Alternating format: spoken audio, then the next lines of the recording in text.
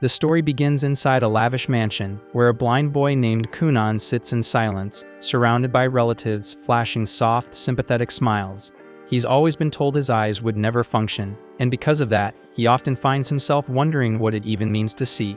So his father explained it as the ability to recognize colors and shapes. The reason for Kunan's blindness, it turns out, is tied to a strange symbol etched into his eyes, the hero's scar, a mysterious remnant said to have come from the legendary knight Hyster-Hulia. His father told him it wasn't something to be ashamed of, that it was far from ordinary, and that Kunan should wear it with pride, not bow his head in disgrace. But even with those words, he'd still hear the maids whispering when they thought he couldn't, how tragic it was, how deeply they pitied him. And Kunan did hear them, but he just never understood why anyone would feel sorry for someone just for being unable to see. Later that same day, his magic instructor showed up, and a maid carefully led Kunan to the study. On the way there, he asked her if there was even any point in learning magic in the first place, so Iko gently told him it'd be a shame to waste such potential. After all, he was born with a water crest, and that was no small thing. It meant he could wield magic, a rare and valuable gift, so it's something to be proud of. But Kunan still didn't see the use, and even if he masters magic, he'll still need someone to lead him around everywhere he goes. When they reached the study, the teacher introduced herself as Genie and said it'd be an honor to teach him. Not long after, they began the lesson, and to everyone's surprise, Kunan nailed the first spell right off the bat. With just one attempt, he conjured a small sphere of water. Of course, since he couldn't see it, he didn't know what it looked like. Genie explained that he had made a floating ball of water, roughly the size of an eyeball. Hearing that suddenly sparked something in Kunan. If he mastered magic well enough, maybe he could create new eyes with his power so he could see. And that tiny idea lit a fire in him. So from that moment on, Kunan held on to one belief. If he trained hard enough, one day, magic might let him witness colors and shapes the same as everybody else. Then one afternoon, while eating lunch, something unusual happened. Kunan got curious about what was actually inside his sandwich, and for the first time, he asked about the ingredients. So Iko happily walked him through each one, describing every detail. And preparing meals for him suddenly felt more meaningful now that he was finally curious about what he was eating. After finishing lunch, Kunan's tutor Flora drops by to read with him and asks what story he's in the mood for today. Without hesitation, Kunan says he wants to hear about the legendary knight Hyster-Hulia. Flora pauses, clearly caught off guard because she knows full well that Hyster is the very hero tied to Kunan's blindness. The maid catches her hesitation and flashes her a confident thumbs up, signaling it'll be alright. Flora nods, agreeing to go ahead, but gently asks Kunan to tell her if the story becomes too upsetting. But he assures her it won't be an issue, saying he wants to absorb every piece of knowledge he can, no matter how heavy. As Flora begins recounting the tale, Kunan learns that ages ago, the world's champions clashed in a brutal war against the Demon King. Hyster, hailed as the nation's greatest warrior, managed to strike down the Demon Lord. Though it cost him dearly, he emerged victorious, but with one arm and one leg lost in the fight. Ever since that battle, it's said that some of his descendants are born incomplete, missing limbs, eyes, or other parts of their bodies.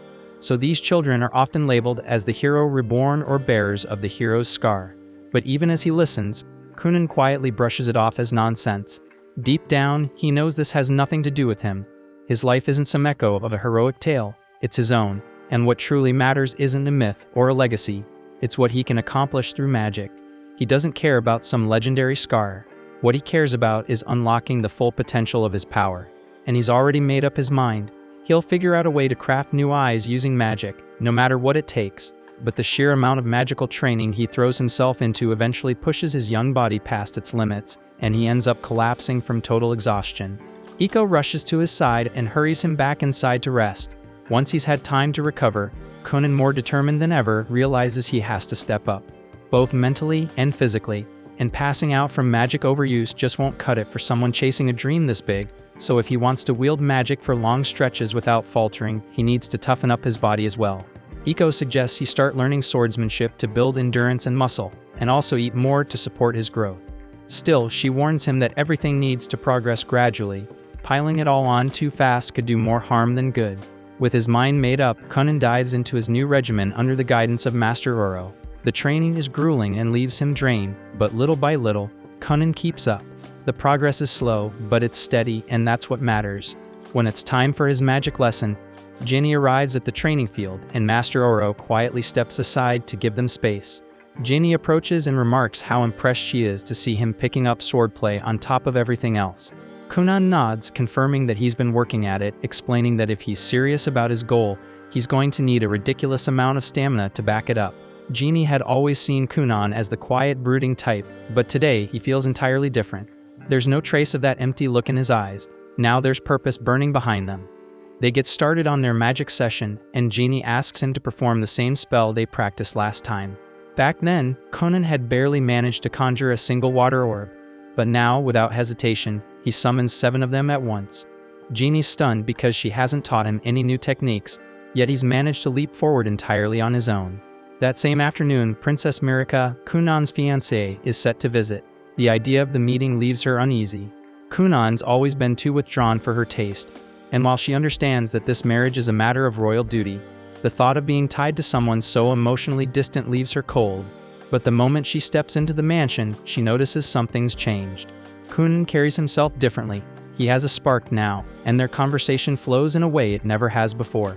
He even shows off his progress in water magic, and to her surprise, she finds it genuinely fascinating. They spend the entire day together, and it turns out to be a surprisingly lovely time. On the carriage ride home, Mirika can't stop herself from blushing, her mind drifting back to the way he spoke, the way he smiled, and for the first time, she actually looks forward to seeing him again. As for Kunan, the encounter leaves him quietly reflecting. He realizes he's been overlooking Mirika all this time, taking her presence for granted. So with fresh resolve, he goes straight to Flora and asks her to teach him how to carry himself like a true gentleman, one worthy of Mirika's hand. That night, Ginny finds herself replaying Kunan's training session in her head. No matter how she looks at it, the fact that he effortlessly casts 7 water spheres at once is hard to ignore, especially since even she hasn't pulled that off before. It's becoming painfully obvious that Kunan has already mastered the fundamentals of water magic, which leaves her with almost nothing new to teach. Still, she needs to keep earning her paycheck, so she decides it's time to shift her teaching strategy. The following day, during their lesson, she introduces a new concept, breaking water magic down into separate stages, generating the water, suspending it in midair, and holding its form. To demonstrate, she conjures 2 orbs of water, one steaming hot and the other ice cold, then explains that real mastery comes from controlling the nature of the magic itself. That's what sets seasoned mages apart from novices. Kunan takes her words seriously and decides to test the method right away. He uses his magic to fill a cup with water, then hands it to Iko and asks her to give it a taste. She takes a sip, pauses, and then remarks that the water oddly tastes like apples.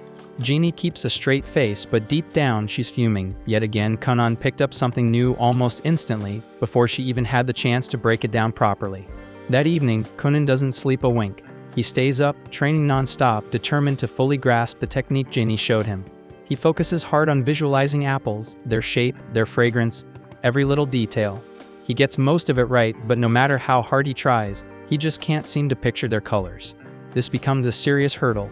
If he can't imagine colors, then creating his own eyes through magic will remain out of reach. But Kunan doesn't back down and swears to keep trying, no matter how long it takes. By the next morning at breakfast, Kunan gives it another shot.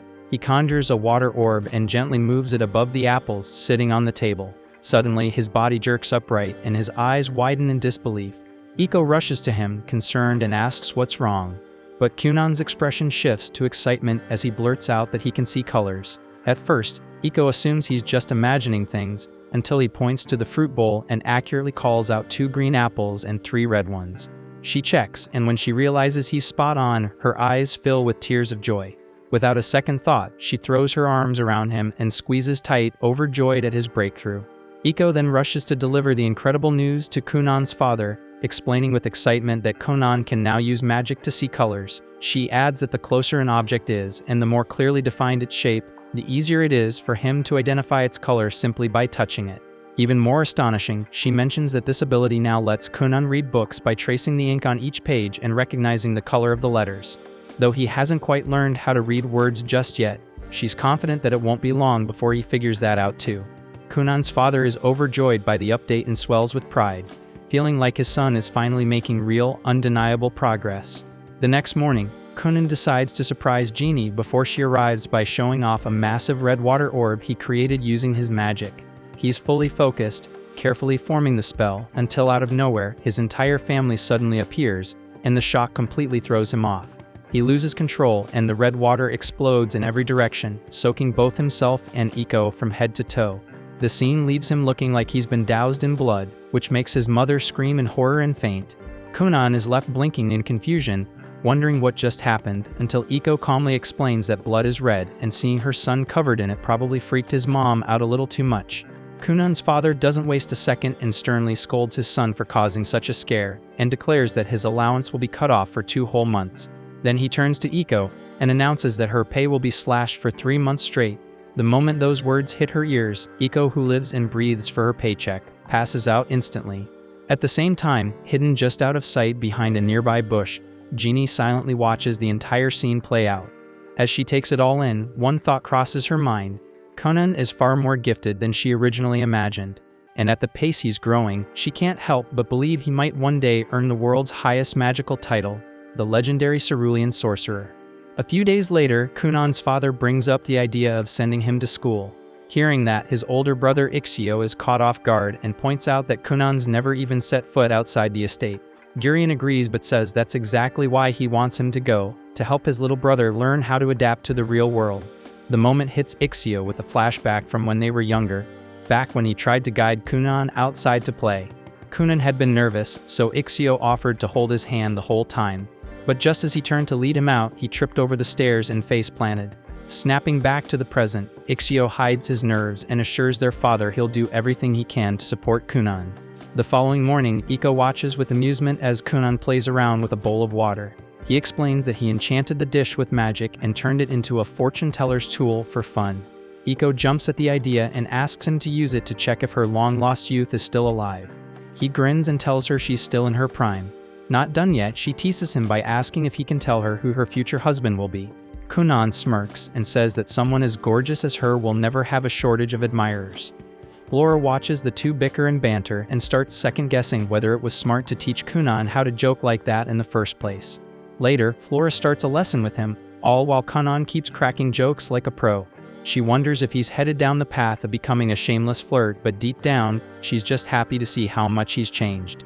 His smile is brighter now and his mood lighter. After the lesson wraps up, Iko takes him outside to meet his father. Feeling chilly, she asks him to conjure up some warm water balls. Kunan does so, but feels uneasy because he can't help but wonder why his dad would want to see him this late. Iko tells him not to worry since he hasn't done anything wrong, unless you count that blood explosion incident a while back. Kunan fires back that she's the one who talked him into it in the first place, but he admits it was kind of fun. Before long, they reach the main estate where the head butler, Balin, greets them. Not long after, Kunan's older brother shows up and leads the two toward their father's room. As they walk, his brother asks if Kunan needs a hand getting around. Kunan quickly shakes his head, reminding him he can sense his surroundings just fine now. His brother nods, though the memory of messing up last time still lingers in his mind. Shortly, they step into a room where both of Kunan's parents are already waiting. Once Kunan and his brother go inside, Iko and Balin stay outside the door. Then Gurion turns to Kunan and asks if he's open to the idea of attending a proper school. Kunan shuts it down immediately, saying he doesn't want to be a burden on others who'd have to look after him all the time. He adds that he's got something important he's working on at home and wonders if it's really that big of a deal not to go. Gurion explains that while it's normally mandatory for noble kids to attend school, he managed to get a special exemption from the Emperor so Kunan could stay home due to his condition. Kunan's not thrilled, he suspects favoritism and says as much, but Gurion waves it off and tells him to stay focused. He tries once more to get Kunan to change his mind about staying home, but Kunan dodges the subject and instead asks if he can get his allowance back. That sets Gurion off, and the two of them dive straight into a heated back and forth. Thankfully, his wife steps in and reminds him why they're even having this talk. Regaining his composure, Gurion gets back on track and explains that this is about Mirika. He points out that any noble who skips their duties ends up shunned, and if she marries someone seen as uneducated, the backlash would fall on her too. That hits Kunan harder than expected, and after thinking it over, he finally agrees to give school a shot. Still annoyed by the whole situation, Kunan is at least a little comforted when Gurion clarifies that he doesn't have to attend full-time, just show up for the yearly advancement exams. As long as he shows up 5 times for tests, he'll qualify for graduation, and that bit of news actually lifts Kunan's spirits. Ixio jumps in to remind Kunan that both he and Mirika are upperclassmen, so they'll help him settle in. His mom perks up, excited at the thought of getting her son's uniform ready. She calls Iko, and the two of them head out to get Kunan's measurements, with Ixio trailing after them. Urian stops him just before he can leave, warning that some nobles might give Kunan and Mirika a hard time at school. Ixio takes the hint and assures him he'll keep an eye out and support his brother as best he can. The following morning, Kunan tells Mirika he's decided to enroll. She lights up, clearly happy that they'll get to spend more time together. Kunan admits he's a little nervous about being in a brand new place, so she tells him not to worry, she'll make sure he's taken care of. He thanks her but can't help thinking that they might stir up some drama with her fanboys. When he brings it up, Mirika tries to brush it off like it's nothing, which makes Kunan suspicious. He asks if she's even popular at school, and she quickly sits up straighter, proudly saying that 5 guys have a crush on her. Kunan just sighs, realizing he'd better brace himself for dealing with some jealous punks. Afterward, Kunan slips into his uniform, getting ready for his first day at school. As he steps outside toward the carriage, Iko can't help but gush over how good he looks, and Kunan fires back with a smug joke about his irresistible charm before climbing into the carriage. But right before they set off, he casts a water-based spell to coat the wheels in a soft gel. After saying goodbye to his family, Kunan finally heads off toward the city. While they're on the road, Ixio notices how smoothly the carriage is gliding over the rough ground. Kunan explains that he created the spell to absorb all the bumps, pointing out that no one wants to deal with back pain just from a ride to school. Feeling proud of his handiwork, he wonders if becoming a magical technician might not be a bad career down the line. Ixio then checks in, asking if Kunan's nervous, but Kunan shakes his head, saying he's a lot stronger than he used to be. He thanks Ixio for all the support over the years and apologizes for being a burden when his condition was at its worst. He also tells his brother to let go of the guilt over that accident, saying it's in the past now. Ixio's caught off guard, but Kunan stays firm and says that he's ready to keep moving forward, no matter how rough the road gets. Ixio smiles, seeing just how far his little brother has come from those darker days. But then Kunan suddenly takes it up a notch, boldly claiming that he'll live longer than the whole world just so he can enjoy life to the fullest. Ixio blinks, wondering if this new attitude has Iko's fingerprints all over it. As they approach the school gates, Ixio is once again impressed when Kunan accurately senses the people nearby. Eventually, they arrive at the school entrance, and Kunan steps out of the carriage. Mirika hurries up to greet him, only for Kunan to start gushing about how beautiful she looks. She chuckles and throws his teasing right back at him, leaving Ixio watching in stunned silence. When Mirika turns to guide him inside, Kunan doesn't move right away. She looks back, a little puzzled, but Kunan is focused, listening closely to the dozens of voices echoing inside the building. Though the noise feels a bit overwhelming, for once he feels like he's ready for it. After taking a deep breath, he extends his hand toward Mirika and cheekily asks her to escort him like a dainty maiden. She laughs and agrees, taking his hand with a smile. In a quieter corner of the academy, Kunan's newly assigned tutor Cast kept glancing at the door, wondering why her new student was running late. She knew Kunan was the son of a marquis, and that thought alone made her doubt if someone as green as her was even qualified to teach him. Before she could spiral further, a bunch of girls nearby started squealing over a gorgeous newcomer. While she turned to see what the fuss was about, and her jaw nearly dropped as Kunan casually strolled past with his fiancée clinging to his arm. Snapping out of it, Cast rushed to catch up and introduce herself as his instructor. Kunan, without skipping a beat, greeted her in an overly feminine tone, saying he was just playing the part of a graceful lady. Cast stood there frozen, completely thrown off, until the bell rang and spared her the awkwardness. Mirika and Ixio gave a quick goodbye, leaving Kunan with Cast, who now realized she'd probably drawn the short straw with this oddball student. Not far away, a few students peered through a window, eyes fixed on Kunan. One of them muttered that Kunan bore the mark of a hero's scar, and that small comment was enough to tick off Prince Lyle. Noticing his mood shift, his flunkies immediately backtracked, smothering their earlier compliments with half-hearted jabs. The prince then spun around and ordered them to follow him, clearly irritated. Back with Cast, she prepped a private room for Kunan's advancement exam. She asked if he understood the basics, and he gave a quick nod. She then went on to explain that although students usually had long breaks between exams, Kunan would be allowed to take his early. Kunan looked puzzled, so she added that his father had pulled strings with the king to make it happen. Kunan casually mentioned that his father was actually pretty tight with the king. Still, he couldn't shake off the guilt that his dad had to use favoritism to pave his way. He turned to Cast and apologized for putting pressure on the school because of his status, but she just acted like she didn't hear it. But Kunan didn't stop. He started venting about the messed up politics in noble society. Trying to change the subject, Cast silently handed him the exam sheet. Kunan didn't even glance at it. and just kept trashing his corrupt father until Caste finally snapped and begged him to leave her out of high society's messed up politics. Sometime later, Caste sits down alone with Kunan's exam papers. After all the ranting he'd done about aristocratic nonsense, she figured his answers would be an absolute mess. But the moment she starts reading, her eyes widen in disbelief because he didn't just do well, he aced the entire thing. Meanwhile, Kunan strolls over to the cafeteria to grab lunch with Mirika. But just as they arrive, Prince Lyle and his entourage block their path. Lyle calls out to his sister, and Mirika immediately starts fidgeting with her clothes, clearly nervous. Curious who's trying to stop her, Kunan steps forward and comes face to face with the prince. A few paces behind, Ixio approaches and freezes at the sight of a noble confronting his little brother. Lyle wastes no time and throws a jab at Kunan, mocking him for getting engaged to Mirika despite his disability. Mirika's heart sinks, but she can't bring herself to defy her older brother. Kunan picks up on her silence and without a word decides Lyle needs to be taught a lesson. Before he can act though, Ixio steps in and tries to defuse the situation. But Lyle is already fired up and snaps at him to back off. So Ixio stands there, unsure of what to do. In the meantime, Kunan secretly casts a spell, drawing moisture from the air and nearby drinks, then sends it surging into Lyle's pants. Kunan then casually points at the growing wet patch and blurts out that the prince might want to check his trousers.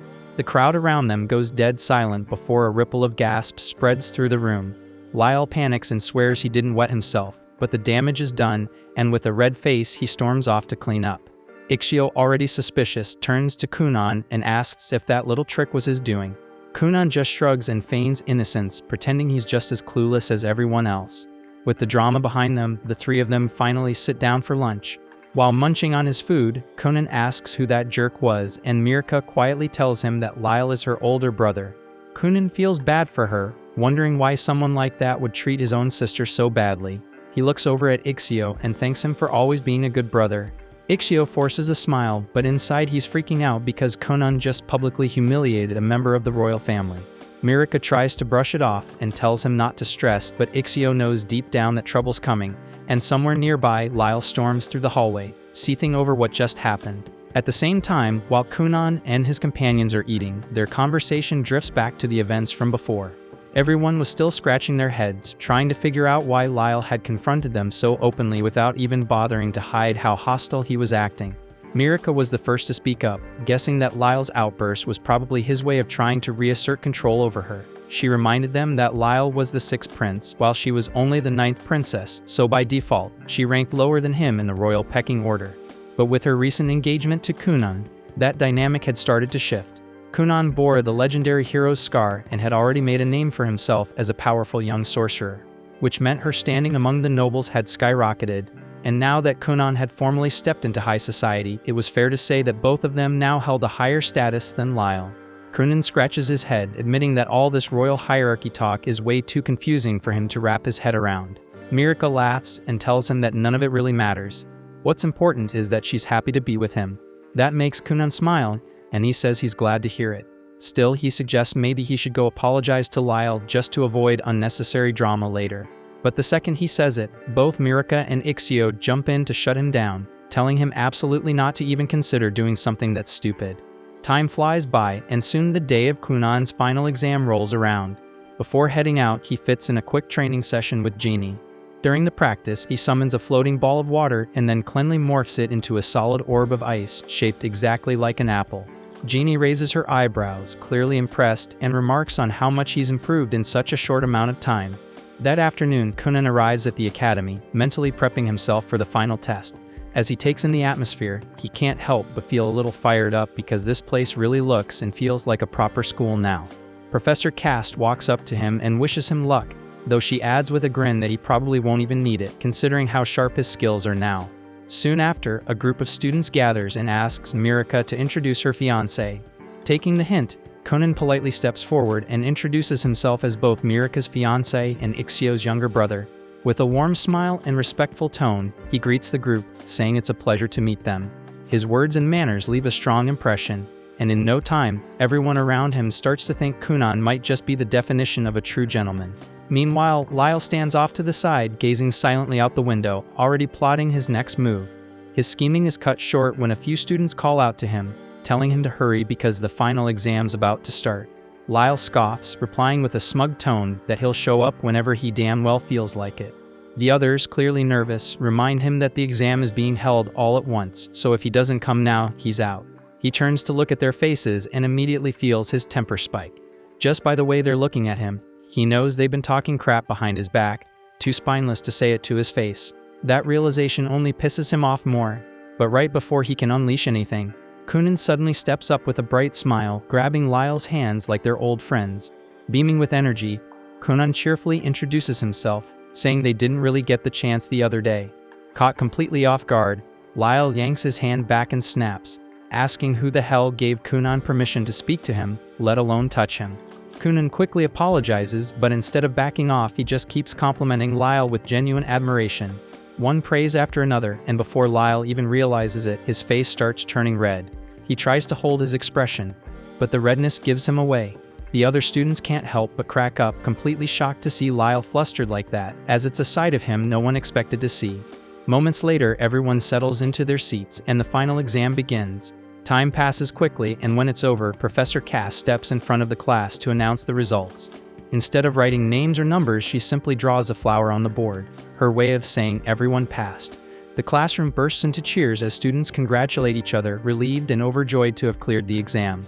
With everything wrapped up, Kunan hops into his carriage and waves goodbye, telling the others he hopes they'll meet again someday. As soon as he returns to the mansion, he jumps straight back into training with Jeannie. She tells him to make a ball of water and split it into 10 equal parts. Kunan does it effortlessly, then adds that he's been working on something new. With a grin, he transforms one of the water balls into a small bird, and it flaps its wings and takes off into the air. Jenny watches, stunned and speechless.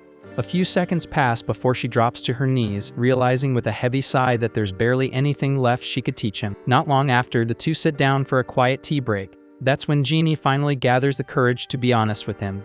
She tells Kunan flat out that she truly has nothing left to teach him. According to her, he's already mastered every form of basic magic, and once he moves on to more advanced spells, he'll easily leave her in the dust. She confesses that it's been like this for a while now. She just kept throwing together odd little exercises, hoping to stay useful somehow. The moment she says that, Kunan bolts upright in protest.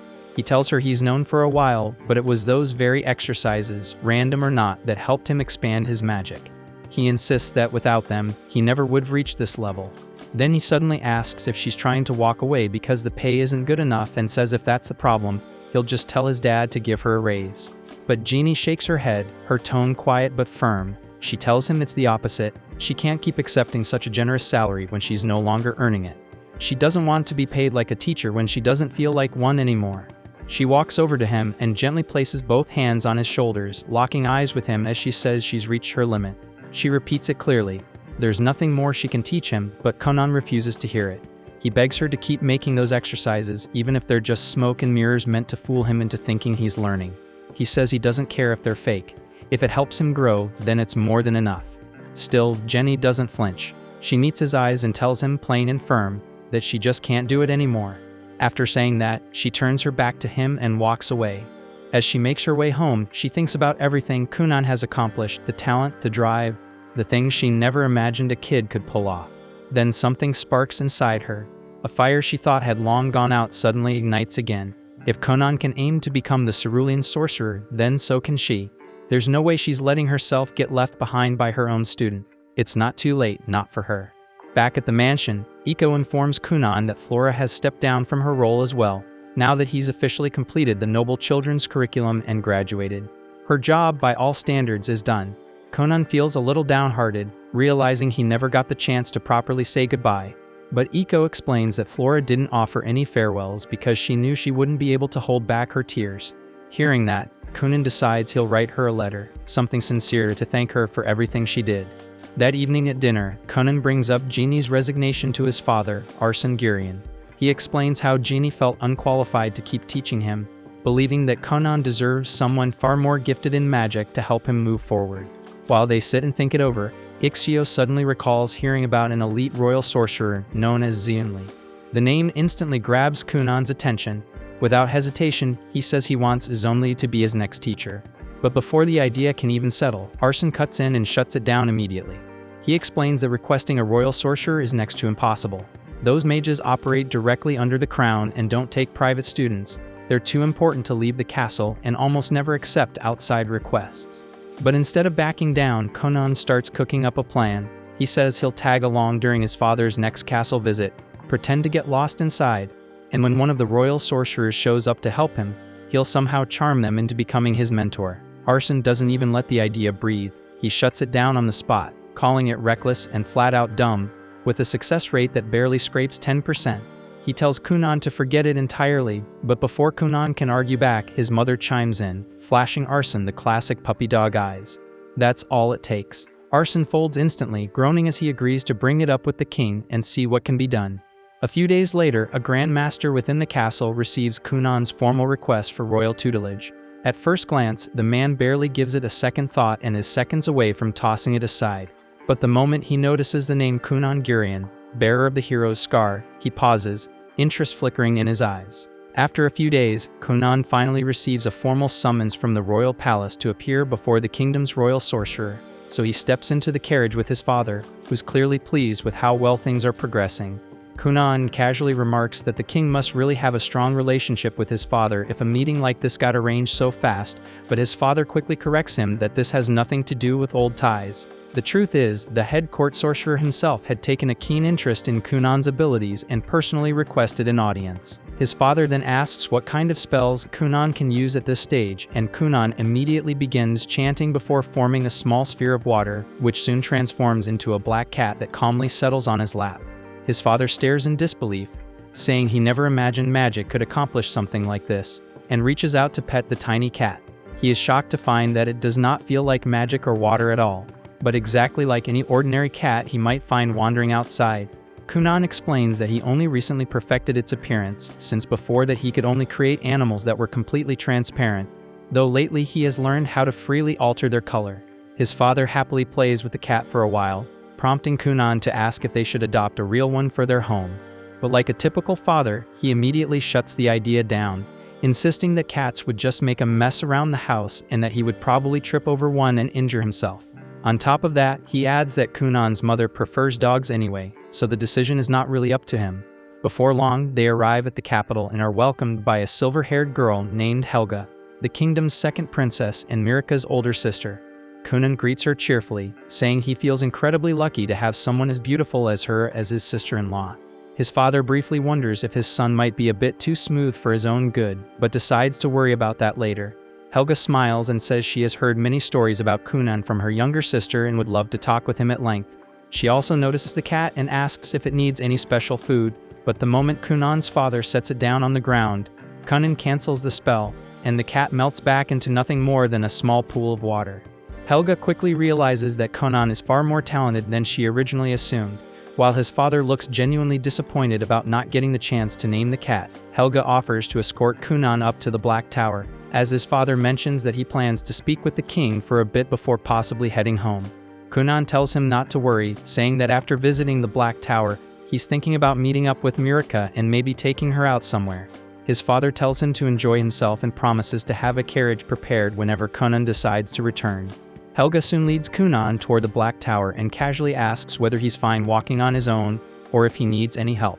Conan says he's completely fine, then immediately starts bombarding her with questions that leave her utterly confused, since every one of them is insanely complex when it comes to magic. She tells him that she can't possibly keep up with such a deep discussion while walking and instead asks if he knows how many children the current king has. Cunan admits he never really thought about it, so Helga explains that the king is an absolute powerhouse who has 7 princes and 10 princesses. She herself is the second princess, while Marika is the 9th. But what makes their kingdom especially unique is that the line of succession doesn't follow the usual rule where the eldest son automatically inherits the throne. Instead, they practice something known as a meritocracy, where every prince and princess is judged based on their abilities, talents, and dedication to their chosen path. Because of this system, even the youngest royal child has the same chance of claiming the throne as the oldest. Helga goes on to explain that she has already stepped away from her own claim by choosing the path of a mage, dedicating herself fully to refining her skills and becoming one of the country's greatest wizards. As they move through the corridors, Conan suddenly feels an inexplicable pull toward a nearby window, where he stares absent-mindedly toward a dark tower in the distance, sensing countless different magical presences coming from it. Not long after, Helga shares something she considers extremely important, warning him that there is a real chance he could be dragged into the succession struggle for no good reason. She advises him not to align himself with any faction until he is absolutely certain of his stance, and cautions him to never say anything that could later be twisted and used against him to damage his reputation. In exchange for all that valuable advice, Kunan decides to return the favor by showing Helga a unique trick of his own. He freezes a thin film of water beneath his shoes, forming a slick layer of ice that lets him glide forward almost like he's skating. Helga instantly falls in love with the idea and excitedly tells him to try it on her too. Kunan quickly casts the spell again, and before long, the two of them are sliding through the corridors like a pair of reckless idiots, laughing as they go, while the guards scramble to chase them down since they can't risk Helga getting hurt. But sadly for the guards, Kunan and Helga are far faster than expected and manage to leave them behind. Their luck doesn't last long though, as a knight spots them and immediately gives pursuit. Kunan asks if they should stop, but Helga is having way too much fun and insists they can probably outrun him. That confidence turns out to be misplaced, as the knight catches up to them and drags them outside into the garden, where they receive a proper scolding. Afterward, they are escorted toward the tower, where Kunan is finally introduced to Rondamund Actard, the kingdom's head sorcerer. Just standing before him makes Kunan feel small, and he realizes just how vast the world truly is. He had thought Helga's magic was impressive, but compared to Rondamund, it feels like she's on an entirely different scale altogether. Rondamund immediately asks if Kunan was born with a water crest, and Kunan confirms it, though he admits he doesn't really understand much about crests in general. Rondamund explains that there are 7 types of crests a mage can possess, each tied to a magical affinity such as fire, water, earth, wind, light, darkness, and foul. On top of that, each crest is ranked from 1 to 5 stars, making Kunan's 2-star crest a fairly common case. Helga adds that she herself is also a 2-star wind mage. Kunan quickly gets it, joking that he can feel the difference immediately, saying that he and Helga are like American processed cheese, while Rondamund is more like an artisanal wheel of aged Parmesan. Rondamund agrees that the comparison works well enough and then reveals that his own crest is actually 4-star. Right after that, he leads them down to the training grounds below and tells Kunan that he plans to test him a little to assess his magical ability. Kunan feels a bit nervous, wondering if passing this test might mean gaining a royal mage as a tutor, but he doesn't get much time to dwell on it, as Rondamund immediately calls over an older student who also serves as a royal mage and instructs him to display his water magic. The mage chants his spell, and in an instant countless droplets of water bloom into the air, forming an intricate, shimmering pattern. Rondamund turns to Kunan and calmly tells him to overpower the boy's magic with his own.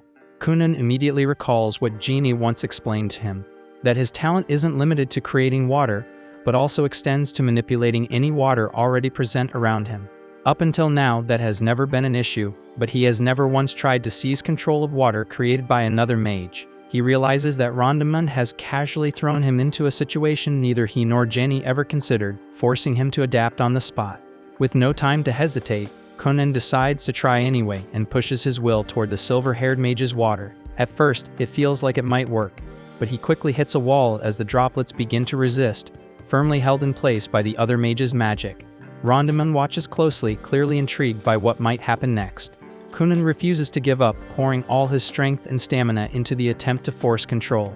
To everyone's shock, Kunan manages to tear 2 of the water spheres away from the seasoned mage before the spell is finally shut down. Kunan collapses to his knees, gasping for breath, while the silver-haired mage honestly admits that he never imagined a mere boy could wrest control of even 2 water spheres from him. He turns to Rondamund and declares that he would gladly take Kunan on as his student, only for the other mages to immediately speak up as well, all expressing their desire to have Kunan as their pupil. Rondamund shuts them down at once, saying he wants to see more of what Kunan can do, and tells Kunan to create something of his own choosing. Kunan immediately shapes his water magic into a trampoline, and without hesitation, Rondamund jumps onto it, bouncing around like he's having the time of his life. The other mages quickly line up, eager to try it themselves, wanting to understand how it works and whether they could replicate it. Rondamund, however, tells Kunan that he wants him to stay the night at the castle so they can further explore the limits of his abilities. Kunan apologizes and explains that he already has plans, since he has a date with Mirika and needs to take her out to dinner that evening. Right then, Helga asks if he can create any other animals with his magic or even humans. Kunan answers that he can do both and immediately forms a human-shaped doll made of water magic, modeled after his maid. It isn't fully perfected yet, so the figure is still slightly translucent, and he hasn't fine-tuned the movements either, which makes it a bit awkward for now. The young mage then asks if the doll can actually do anything, and Kunan brings up the time he tried to make one fly, though it didn't go over well since the doll ended up looking pretty stupid while doing it. Rondaman instantly takes interest, leaving Kunan no choice but to demonstrate. He starts messing around with the doll, sending it flying back and forth through the air repeatedly, which ends up scaring half the people in the castle. This earns him yet another scolding, followed by a round of apologies from everyone involved. Before long, the sun begins to set, and Rondaman tells Kunan that he has officially passed the test and that he will personally assign him a sorcerer to help refine his control over magic. Kunan is thrilled by the news and rushes to tell his father, who is far less pleased after hearing that his son has already caused trouble twice in just a few hours. He scolds Kunan for being reckless with his magic before storming off.